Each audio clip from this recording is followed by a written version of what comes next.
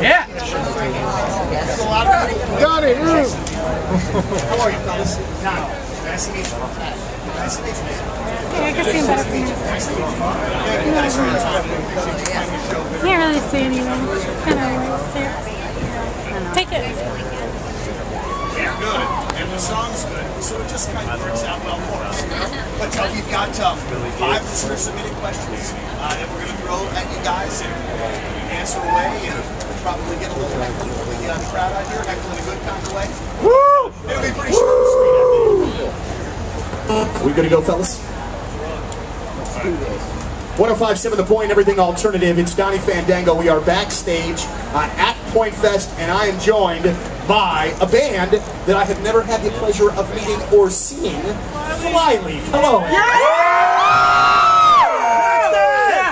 It's pretty crazy, like asking the questions with the people right here. Normally I use the radio booth as sort of like, you know, my little home. So this is a little, you know, fish out of water sort of thing here. So don't let it throw you for a loop, though. They're good people. All right? So here's what we got. We got 5 listener-submitted questions, all from your fans. Kind of random stuff. You answer them however you feel. All right? This first one comes from Kimberly Utz of Washington. She asks, have you always wanted to be an alternative rock band, or has there been other genres that you've entertained? I don't think we tried to be any certain genre, although I think that personally I always love metal. So, I mean, maybe one day in the future we could do a metal album. That would be awesome. I really want to do it. And then also I like just folk, like acoustic guitar singing. So yeah, I think one thing, you know, when we started, we wanted to be really conscious of not trying to write songs for any certain genre. You know, we just wanted to write songs and let them be whatever they are, you know, and be true to whatever the song is going to be, and not try to force it.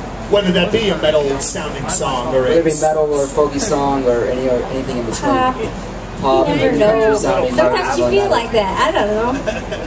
Everybody has the pop moments. You know what I mean? Just a moment. Absolutely. We get Lexi of Winston. All right, she asked, and this is a good one. I'm 12 years old. I'm in middle school band.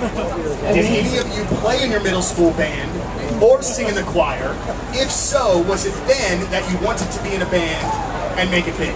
Very great question, I think, from a 12-year-old. I think patched into this question. We were all in band except Lacey, I think, who was in theater, right? I was in theater mostly. I was in choir for one short time in 7th grade, and I tried out for a solo, and I didn't make it, so I just kind of like didn't want to do it anymore. I'm not that good at music.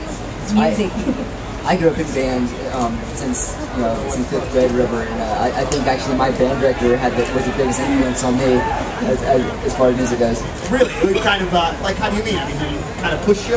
She, you know, whenever I was in 7th grade, you know, I guess she saw all the potential, and she gave me a stack of Beatles records and told me to go home and listen to them, and since then, like, I was like, wow, you know, and she kind of like, you know, supported me through all the years, and you know, like whenever after school I'd go hang out with her at the band hall. Right on. Just listen to music. That's awesome, man. That's a great influence to have. Melissa of Indianapolis, Indiana, she asked, you recently recorded the vocals for the band Apocalyptica for the song Broke Pieces. What was it like working behind the scenes with that band? That's awesome. Those guys are so hilarious. They're really just funny guys. They're always joking around, and I didn't think they're all, I mean, the singer's like 10 feet tall and with the long hair, and he looks like real metal, but it's just real funny. He just makes jokes all the time, and I think it adds to the humor because they all have really thick accents, you know, from Finland.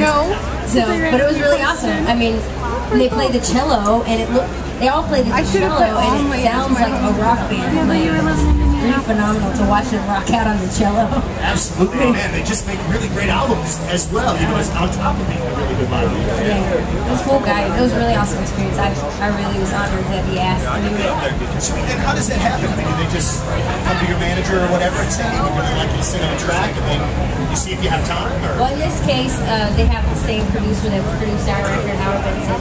So Howard Benson actually suggested, because they obviously have different singers. They had Brentford Shinedown, they had Gavin Rosdell sang a song, and he suggested that they have a female voice, and suggested he do a song, and they liked it, so it's kind of how that worked out. Very cool, very cool. This next one comes from Dana of Baldwin. She says, what is your favorite kill boredom activity while on long bus rides from city to city?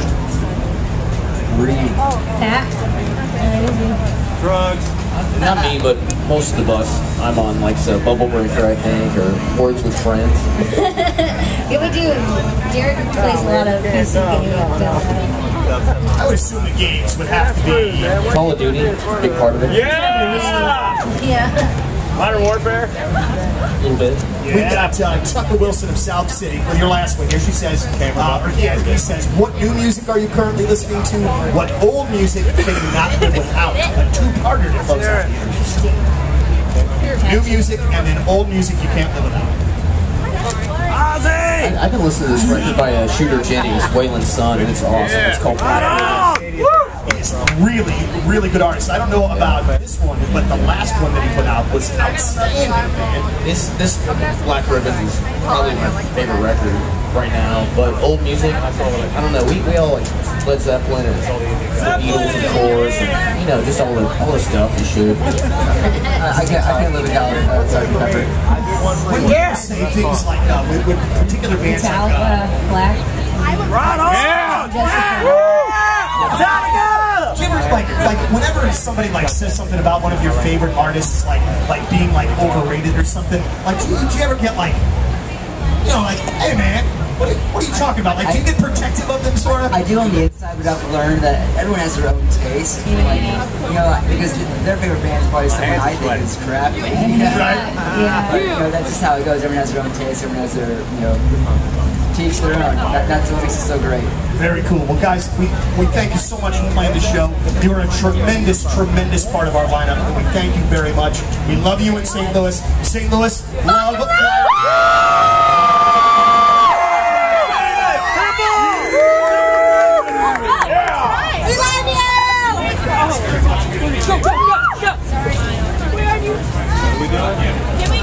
Get my girlfriend on. Last night, I was so unrushed. Kids were in bed buying